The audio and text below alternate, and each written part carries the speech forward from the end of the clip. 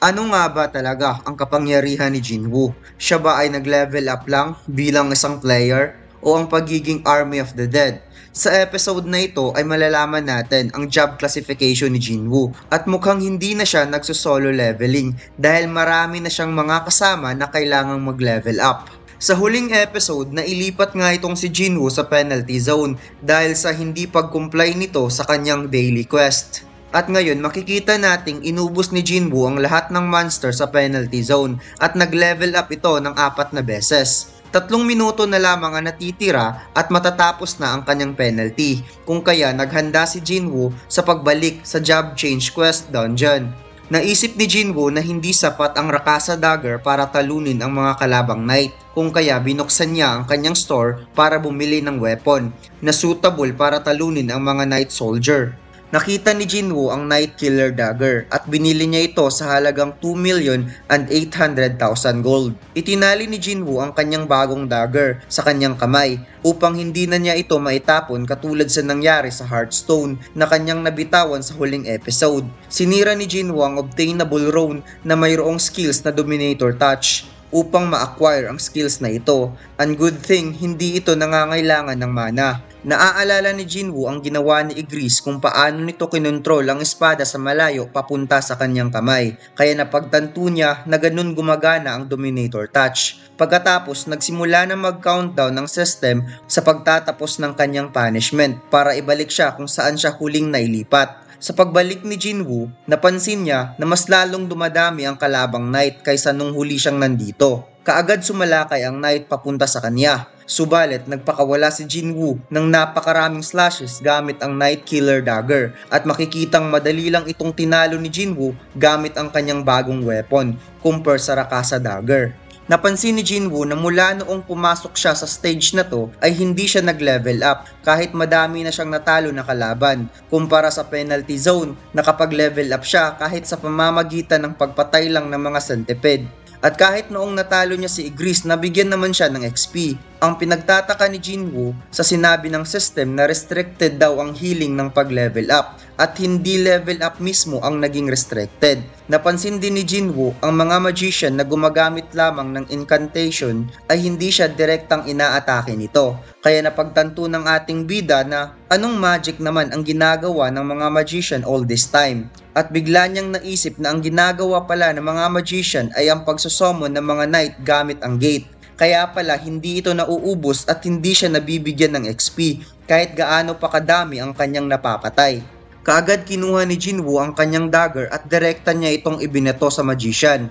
Nagawang mapatay ni Jinwoo ang isang magician at lahat ng mga knight na sinummon nito ay biglang na-knockout na parang nawalan ng laman ang armor. Sobrang ganda talaga ng 6-Eye Gojo t-shirt design natin mga lords at sobrang dami nang nag-order nito. Sino ba naman ang hindi gustong mag-order sa sobrang angas ni Gojo? At mayroon tayong bagong t-shirt design na i-release this month. Jujutsu Kaisen, Gojo X Sukuna at One Piece Sun God Nika.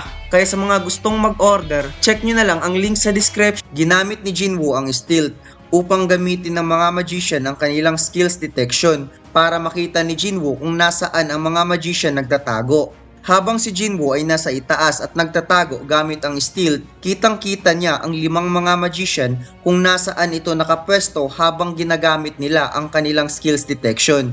Gamit ang Rakasa Dagger at Dominator Touch, isa-isang sinalakay ni Jinwoo ang mga magician.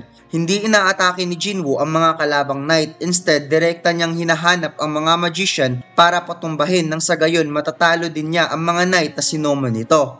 Subalit hindi naging madali ang lahat dahil hinaharangan siya ng napakaraming knight at gamit ang Night Killer Dagger at Dominator Touch, natalo ni Jinwoo ang halos kalahating bilang ng mga knight. Ngunit hindi niya napansin ang isang knight sa kanyang likod, kung kaya nagawa siya nitong masaksak gamit ang espada. Pinugutan ng ulo ni Jinwoo ang knight at tinanggal niya ang espada na bumaon sa kanyang katawan. Napansin ni Jinwoo na nasa likod lang pala ang magician na kumokontrol nito, kung kaya kaagad niya itong nilapitan at pinatay. 3 magician na lamang ang natitira at nagsanib puwersa ito upang gumawa ng napakalaking Night Golem gamit ang mga knight na napatay ni Jinwoo. Habang tumatayo ito, si Jinwoo ay nasa likod ng Night Golem, kaya dali-dali siyang umalis dahil maiipit siya sa itaas sa sobrang laki nito. Kaagad inatake si Jinwoo ng Night Golem at makikitang pinagsuntok-suntok ng golem ang sahig, subalit masyadong mailap ang ating bida at hindi na ito nagpaligoy-ligoy pa. Kaya direkta niyang sinalakay ang tatlong magician na gumagawa ng spell, since ginamit ng tatlong magician ang halos kalahating bilang ng mga knight para gumawa ng napakalaking golem. Hindi nahirapan si Jinwoo na lapitan ng tatlong magician para patumbahin, kaya isang dash lamang kaagad tinalo ni Jinwoo ang tatlong magician. Huminga ng malalim ang ating bida habang sinasabi ng system na nagawa ng talunin ni Jinwoo ang lahat ng monster sa loob ng dungeon at malapit nang magtapos ang kanyang quest. Sinabi ni Jinwoo na ano pa kaya ang gagawin ko dito? Mayroon kayang magpapakita sa akin? Muling nag-appear ang system at sinabing pwede nang mamili si Jinwoo ng classification base sa kanyang points na nakuha.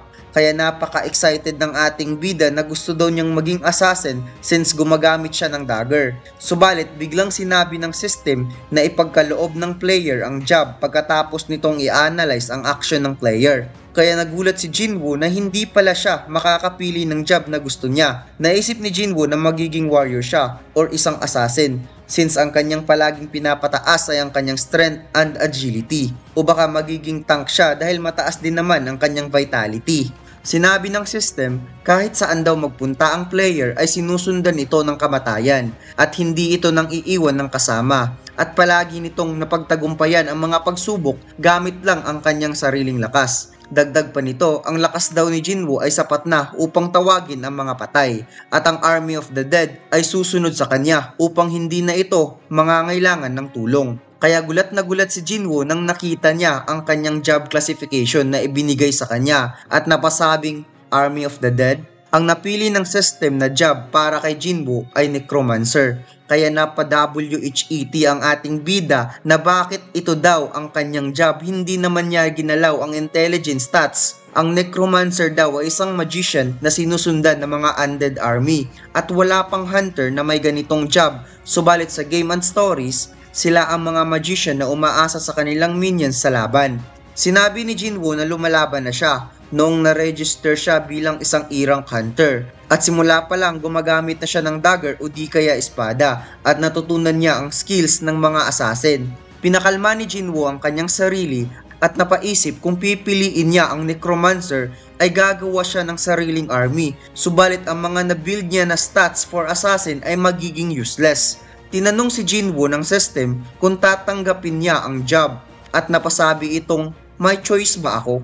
Inisip ni Jinwoo kapag mag-decline siya, sana mabigyan siya ng pagkakataong palitan ang job. Nag-decline ang ating bida at sinabi ng system ang Necromancer daw ay isang hidden class. Itutuloy pa ba niya ang pag-decline? Napaisip si Jinwoo kung ang Necromancer ay isang hidden class, ibig sabihin isa itong unique na ability. Katulad ng mga S-rank hunter na isa sa kanila ay mayroon talagang unique na kakayahan.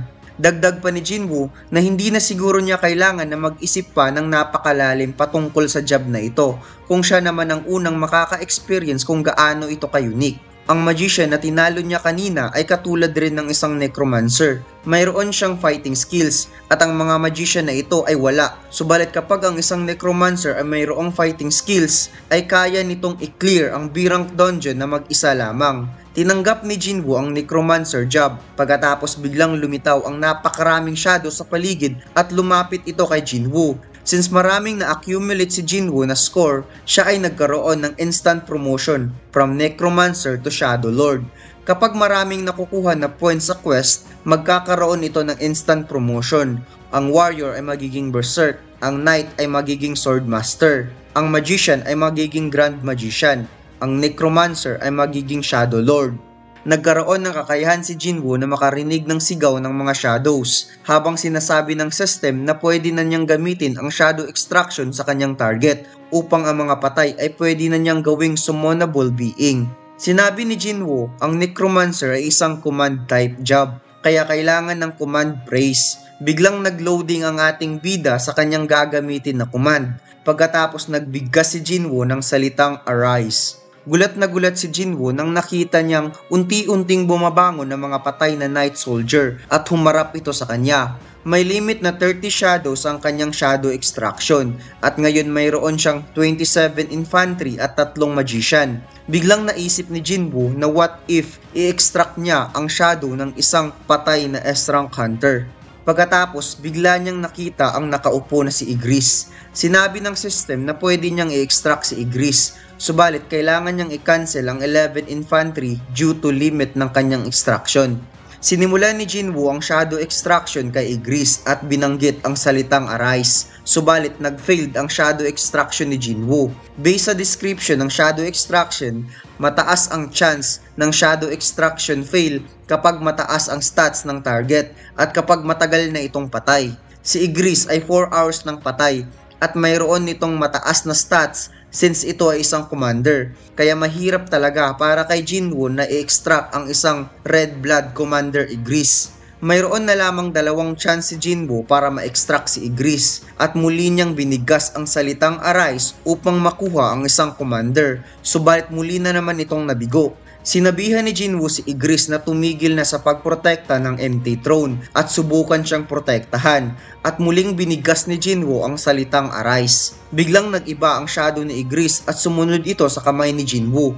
Pagkatapos tumayo ito habang ang ating bida ay nag-isip kung ano ang kanyang ipapangalan. Naisip niya ang Red Blood Igris, subalit masyado daw itong tense kaya it's just simply Igris. Si Jinwoo ay nasa level 51 na ngayon at ang kanyang job ay Shadow Lord at mayroon itong titulong Wolf Slayer.